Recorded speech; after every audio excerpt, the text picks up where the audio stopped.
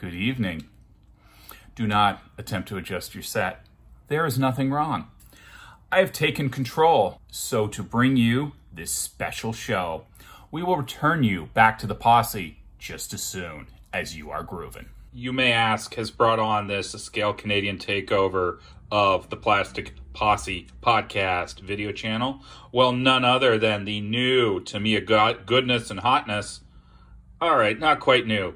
The reissued Tamiya hotness of the Leopard 2A6 tank in Ukrainian markings. Gonna go through this a little bit, see what we got in here. Hope you like. Oh wow, there's a lot of plastic in there. And you even get like wristbands. That's what these are, right? Right? Wristbands? Oh, maybe not.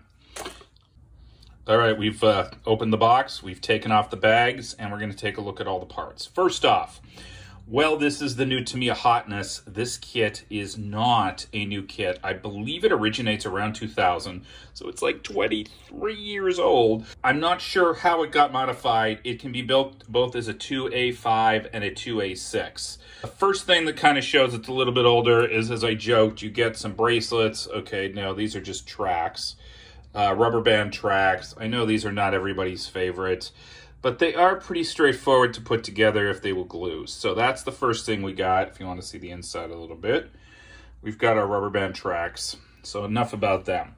All right, the first thing out of the box is we've got a bathtub style hull. Do not put water in here because it's not a complete bathtub. It'll all flow out the back. And you might just be able to see here, this is, as I said, a 2000 kit. I think it was originally issued as a 2A5 and then later upgraded to a 2A6. So here's the hull. Pretty easy, pretty standard, pretty leopard. The other thing that strikes me about this kit as a 72nd and 56 scale builder is how big it is. Like when I pulled it out, I could not believe the size of the turret. I've got tanks smaller than this turret. In fact, we could just put lots of tanks on this turret if we wanted. I guess I need to realize size matters and not build so much 172. But yeah, you could fit a Vickers and a Sherman and maybe something skinny on this turret. Wow, I better get used to this big size. No cast texture on here because I don't think it would need to cast texture, but it does have the anti-slip surfaces on the turret. Turret looks good, everything's molded, everything looks good. This is just the bottom twirly part, exciting. Next, we've got the top hull. These are where the air conditioners go. Side skirts, rear of the hull. That lets me make the bathtub complete. This is the short 2A5 barrel. Looks like over here we've got a headless leopard. Oh, no, never mind. He's not the headless leopard driver. He's got a head. We've got a figure. Lots of detail parts. As I said, I'll just give you a quick tour here. Everything looks good. This might be an old kit, but it's molded pretty well. One of the things I've noticed, and Tamiya did a good job, is these grab handles on the Meng 72 kit, which we'll review at some point. The first one I got, those were actually smashed because the way they did them. Not much exciting on this side. Just the back side of all the parts. It is unfortunately a two-part barrel, so you will have to clean up a seam. But the good news is the tip of the barrel, which is over here, is a single piece. So you don't have to drill out your barrel. Road wheels. Do you like road wheels? We get two of this sprue. It's got the torsion arms. I think that's what they are from the suspension. Air conditioner grates. And lots of road wheels and some tiny little parts. I think this is this looks to me like a wing spar, but I don't think the Leopard had a wing spar.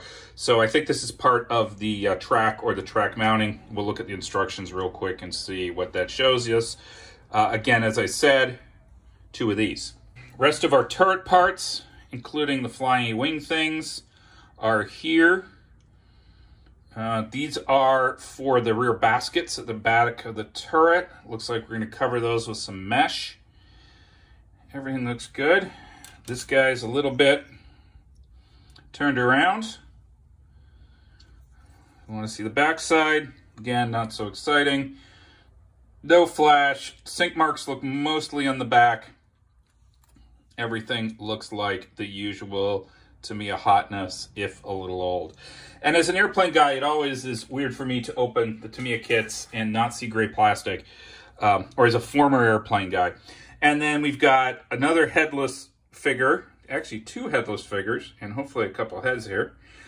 This guy looks like he's got a snow cap on. This is the longer 2A6 barrel, again in 2 pieces, but you put the, actually which side is the front? You put the tip on there, you don't have to drill that out.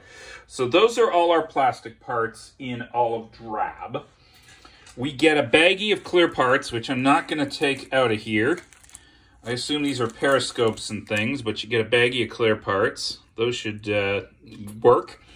And then you get a baggie of miscellaneous things. There's some poly caps in here. You got your mesh.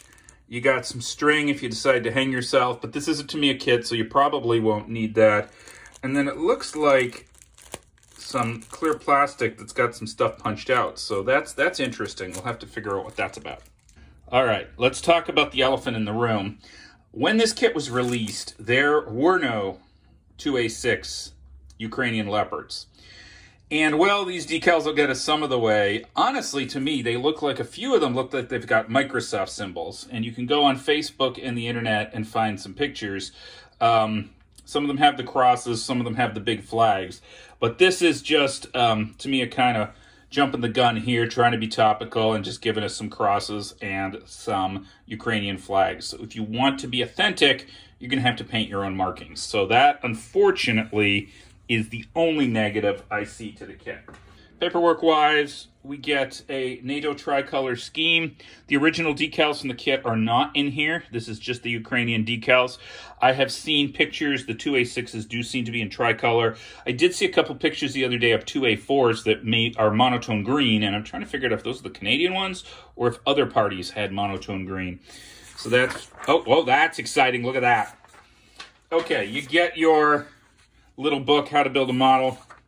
I love it. This guy down here looks like he's kind of sweating. I don't know if he's supposed to be excited or if he's scared. He seems pretty happy.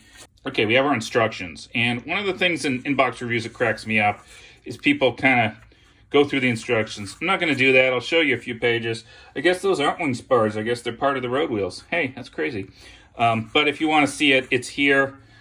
Oh, that was not twine to hang ourselves, it's twine to make a tow cable. All right, that can go in the garbage. The one thing I'm looking is what all those parts were.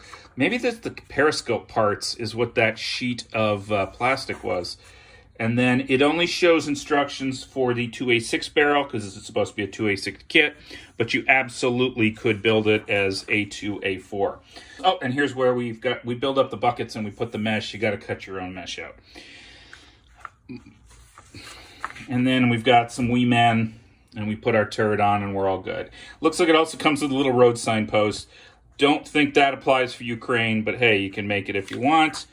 Here are the German markings that have no relation because you don't get these decals at all, so I'll just show you they're there and not tell you about them. So they reprinted just the color markings. It's the old instruction sheet. It is the old plastic. It is a new decal sheet. I'm pretty excited about this kit. I'm going to try to make it a little more authentic in that I'm going to try to paint off those funky Microsoft Window Ukrainian markings that were used. All right.